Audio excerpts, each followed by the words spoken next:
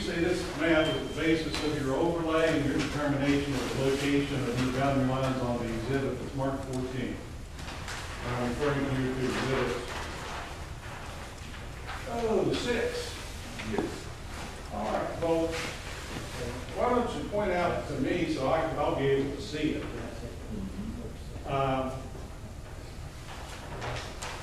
This roadway that's on your map, where is that on this map that was prepared 27 years ago? Can you show me where that roadway is? That roadway is not shown on this particular map. And the creek that you're referring to is Laurel Ford, maybe a tributary of the Ganadot River. Where is that on this map? That would be, all four would be here. And it, which here is Laurel Ford. And here's Arm and Hammer. That is correct. Well, would you agree with me that none of the residences, nor the roads, nor the elevation lines that are shown on this exhibit 14 are shown on the area of this exhibit 6 that depicts the confluence of these three magisterial districts? They're just not, they've been there, they weren't there at the time, were they? Or do you know?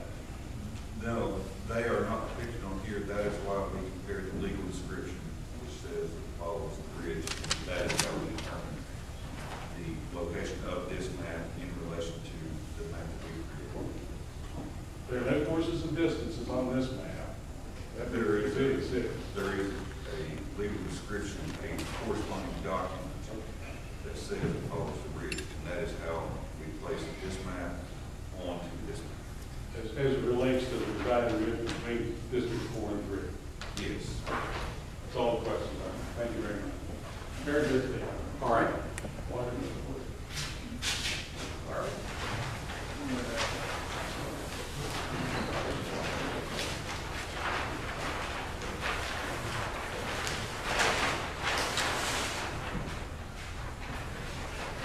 You referred to the legal description as being able to match up the two maps. That is correct. Let me show you.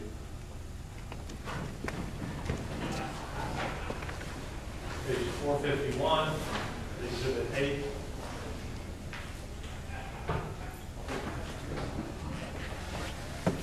Would you read into the record that portion of the legal description of Magisterial District 3 to which you refer?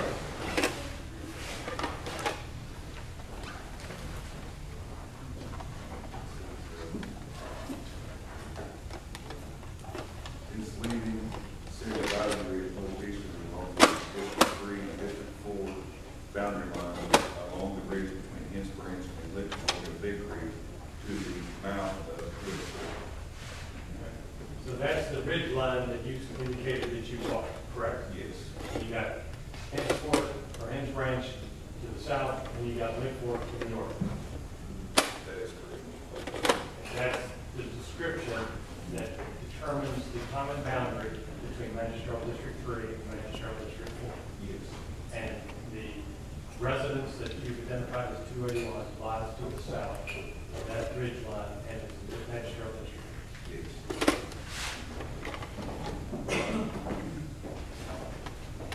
No further questions. This witness be excused, Your Honor.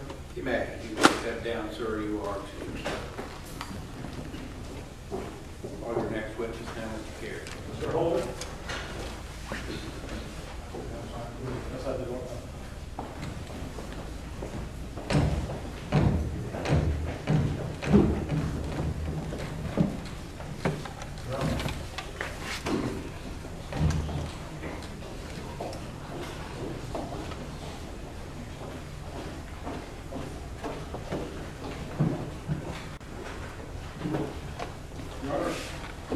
Yes, sir. Okay, Mr. Holder's going to test, he calls us to testify what's in his affidavit, and I think he did a meeting to testify. All right, Mr. Carey, Mr. Payton indicated that if Mr. Holder is simply going to testify what is in his affidavit, he will stipulate to that information. All right, I would just like to clarify the date then, Your Honor. Okay, let's do that then. Mr. Holder, come forward. And there may be a couple of follow-up questions. Here's your 2 steps out and raise your right hand. You swear or affirm to tell the truth, the whole truth, and nothing but the truth, so help you God. I do. Have a seat right there, please, sir. Mr. Holder, in light of Mr. Payton's stipulation, I just have a couple of questions. Let me show you exhibit number 10.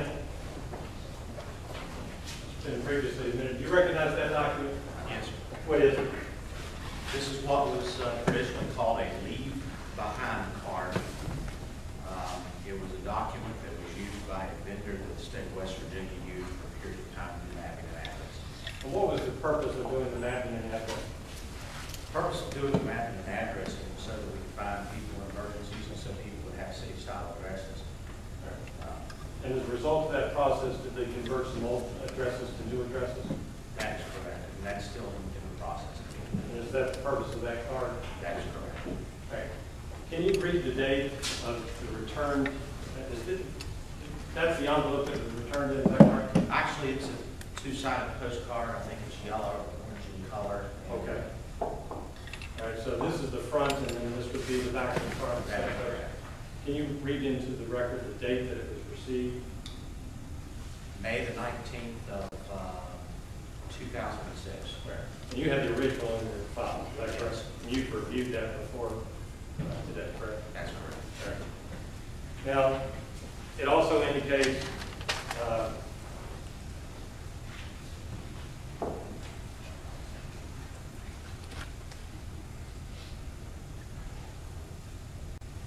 one other question. All right. With respect to exhibit number 11, would you read into the record the address that's identified for the Vance residence, please? 12445 Laurel Fork Road, rear. All right, and was that correlated to a new number? That is correct. Let me show you exhibit number 11. What is that type? This is a printout from the computers in the 911 center, and it shows the aerial photography of the area with the attributes attached to such that indicate who lives at a specific residence. All right, and does it correlate to the address that was previously identified as 12445 to a particular address? This information came from here. Once the cards were returned to the state, either the state vendor or staff in the 911 center took the data, entered it into the computer, and came up with this. All right, but does it identify a new address for that? Yes, it does. What's that new address? 281, and it's indicated as unnamed driveway because the paperwork naming that road specifically, if I recall correctly, it was a duplicate in the state, which is prohibited by state code, so therefore it had to be renamed, and we still haven't received information on what color road. Basically, what is previously identified as 12445 Lower Fork Road is now in your database as 281. That is correct. That's all I have. Hey, with regard to that exhibit marked as 11, this is what I'm looking at. Does that look good in front of you? Are you telling me that if we go to the 911 center and enter this 281, that this is exactly what will come up on the screen? Yes. With these red lines on here as well, I mean, it's marked Union, Laurel Hill. Those red lines are not part of the data that we maintain in the 911 center. How did they get on this photographic representation? They were downloaded from the United States Census Bureau, which maintains that particular layer of the map. So this is not